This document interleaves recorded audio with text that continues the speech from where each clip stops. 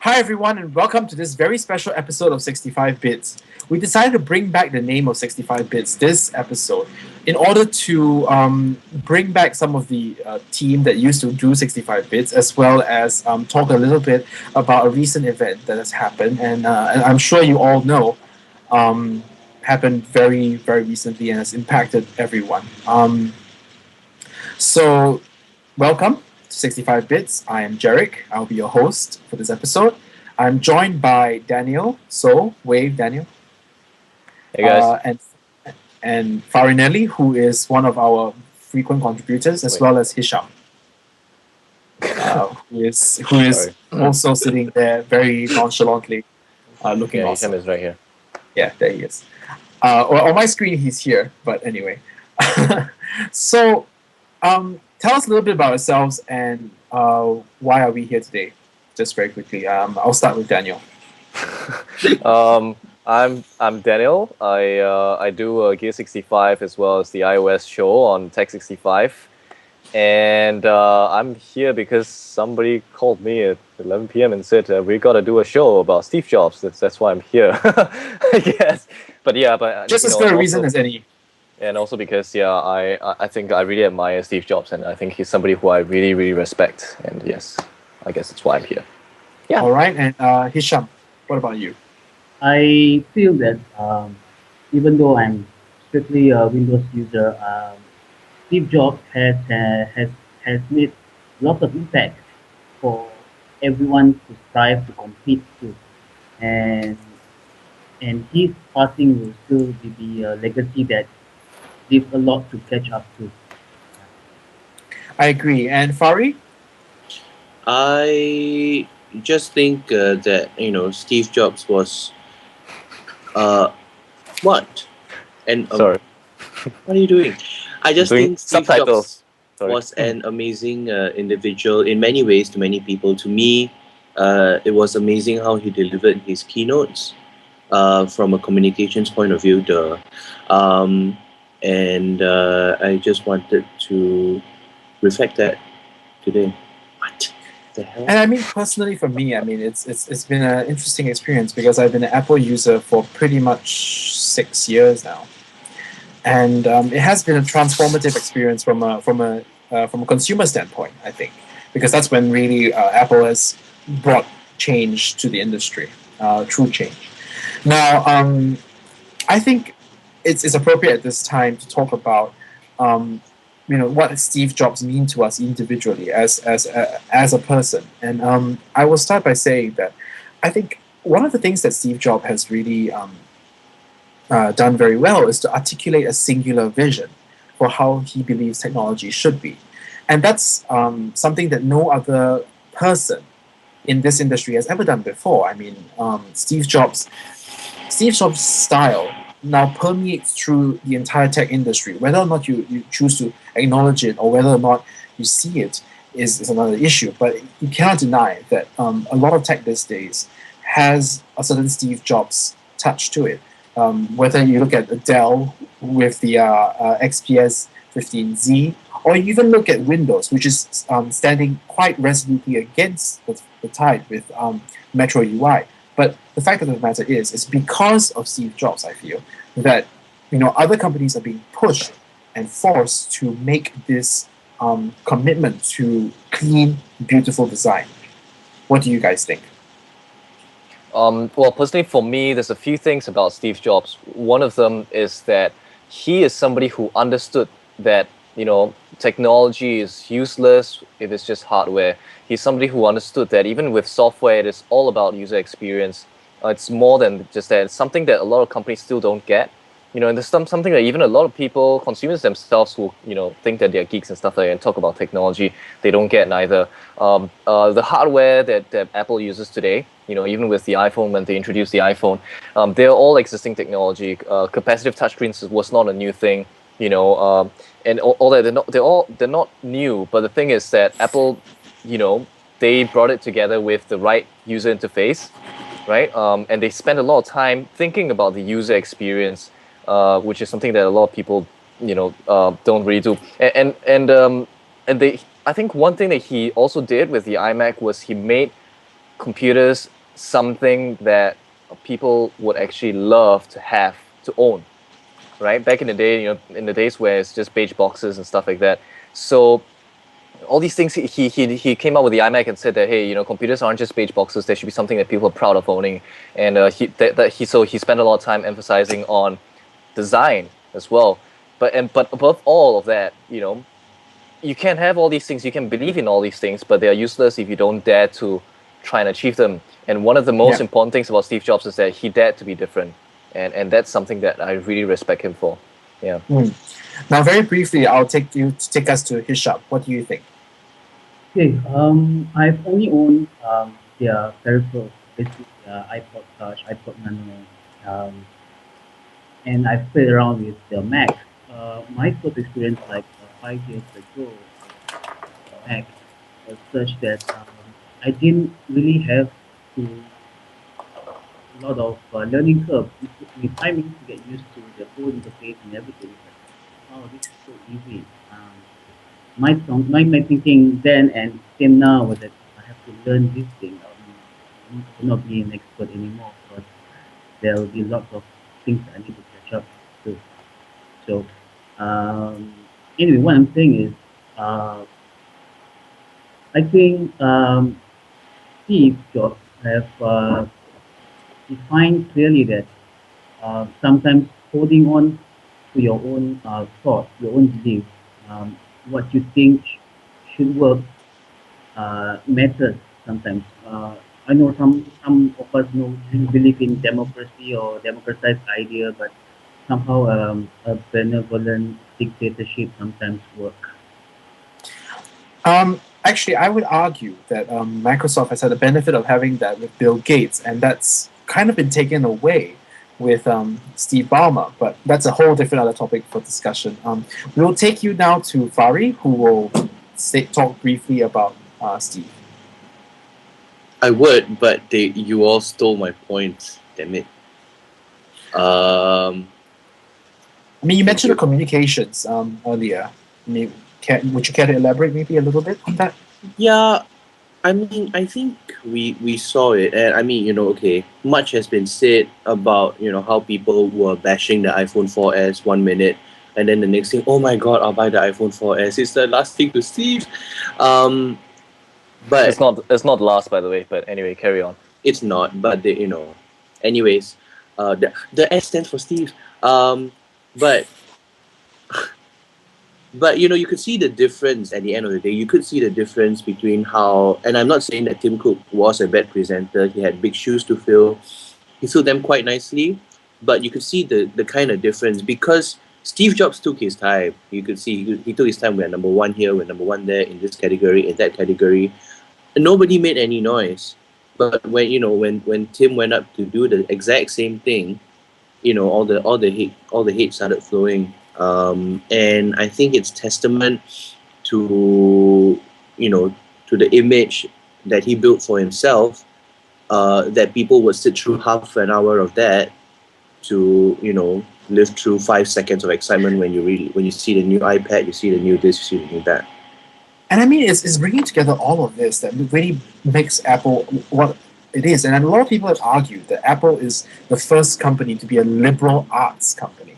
And I think that's really a great way of explaining what Apple stands for. It's not only excellence in design, excellence in communication, excellence in every field possible. And I think that's one of the reasons why I think Steve Jobs' impact will be felt for many, many years to come. Now, let's talk briefly about what our first exposure to Apple products were. I will start by saying that my first Apple product was actually the iPod. I was an owner of the second generation iPod. And I mean, at that time, it was such a new thing, and it only had just become Windows compatible when I bought it, which was a big deal, I think, for the MP3 industry at the time. But it really stands as a testament to Apple as a whole that this one device changed one entire industry completely. I mean, Napster started it off, but it was the iPod that really brought the digital music revolution to the masses. Now, briefly, what about you guys? Well, this is my first Apple product. This is a third generation iPod. The one with just before the click wheel, and Just after. before the click wheel. The Oh, click okay. wheel is the modern one. So Oh, this um, one is it? yeah, that's right. So this is my first Apple device, and yeah, I mean, I loved it. It's a great, one of the best user interfaces for a music player at its time. 15 gigabytes, and I could carry 15 gigabytes worth of music with me on this thing, remote control and all that. So yeah, that's the first device that I have. Right now, um, I've got the first iPod, and ever since then, my family started to slowly shift. We were HP fans, HP and Compaq fans, and we slowly moved towards Apple products. My house is powered by a time capsule, for our router. The thing that's doing the video recording right now is a Mac Mini. I own a MacBook Pro. I have an An iPad. iPad, right? Yeah, and which I've been trying to get it to appear on the screen, but it's not working. I own an iPhone, and things like that. And I have a shelf full of Apple stuff, which so it really, I think, personally, one of the things that I always say is that I hate it when people call me an Apple fanboy, because I buy Apple products because they just so happen to be good. Yeah, and they suit my needs perfectly, and that's why I buy them. Not because they are from Apple, but it just so happens the majority of the Apple products are really good. So, And yeah. I think that's the thing is the reason why Apple creates such evangelicals of their for their products is because they work. I mean, the fact of the matter is you can't take away from the fact that Apple's products work, and that's something that not you can't say of every other company. I think. That's right. That's right. So, what about you, Farid? I'm coming to the other three in Tech 65 as well as to you, our audience. From the very first Apple product I own, which is the MacBook Pro. And at that time, I was still very resistant against iPods because I heard that the sound quality was dropping very, very badly. And I was an audiophile at that time. I'm an audiophile now. But just things happen. My MP3 player died, and I just finally decided, you know what, I'm just going to give the iPod Touch a chance, and I could never dream of going back to anything nowadays. Because it's not just the audio, isn't it? I mean, it's the whole Yeah, package that makes it what it and I is. used to tell people, well, I think we could see this on, I think, the old iPod Nanos and Jared, your iPod Classic. I used to tell people it's the tiniest details, like remembering where your last artist was, where your last album was, exactly Oh, where you stopped, where you browsed. When you went back, the show you came. It's not the beginning of your list.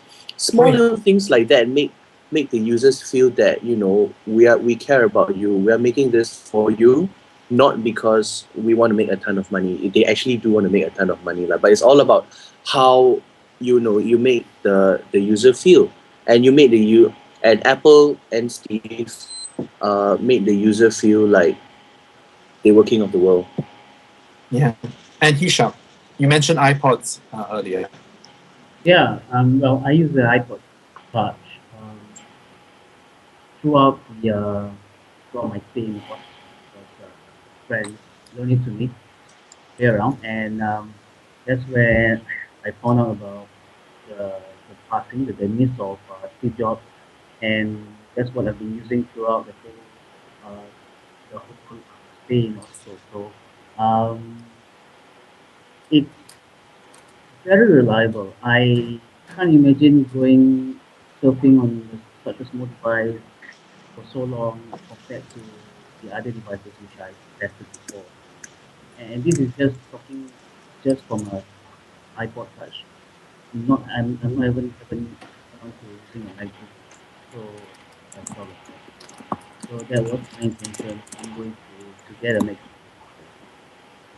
So that's what I've done. Thank you. Yeah. I mean, that's very insightful, I think. I mean, when it comes down to it, what what is about Apple? What is core to Apple's purpose of mission is about showing you what the future should look like. And I think now is a very good time to talk about what Apple will be like now that Steve is gone. A lot of people have sounded warnings of decline and doom, but I honestly don't think that that's going to be the case. I mean, there were also jokes about how Steve Jobs handed Tim Cook a 100-year plan. Again, I don't think that's possible. But what do you guys think? I'm not going to contribute to this segment. I'm just going to ask you, what do you think comes next for Apple? Well, for one thing I can say is that, definitely there's a lot of, one of the things is that Apple doesn't make products within a year. They spend a lot of time, at this point in time, the iPhone 5 is probably already in its prototype stages, the iPhone 6 has probably begun, and things like that. So, a lot of decisions that Steve Jobs has made, you will probably see them at least for the next generation of devices from coming out from Apple. Or even two. Sorry? Yeah, or Or two. even two, yeah. And the other thing is that Apple has successfully, managed to get that culture down into Apple itself. And today, as much as it's true that, Steve Jobs equals to Apple, Apple equals to Steve Jobs, to a certain extent, that's what everybody is saying. But really, I think today, I see Apple as Apple equals to,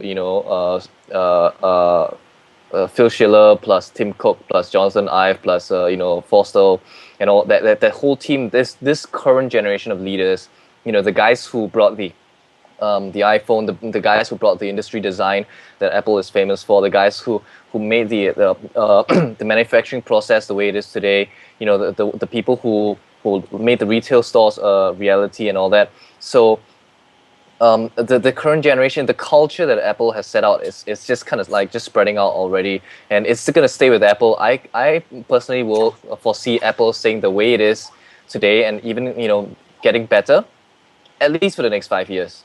Yeah, because that culture is just so in depth into Apple already. It's very difficult to break that culture.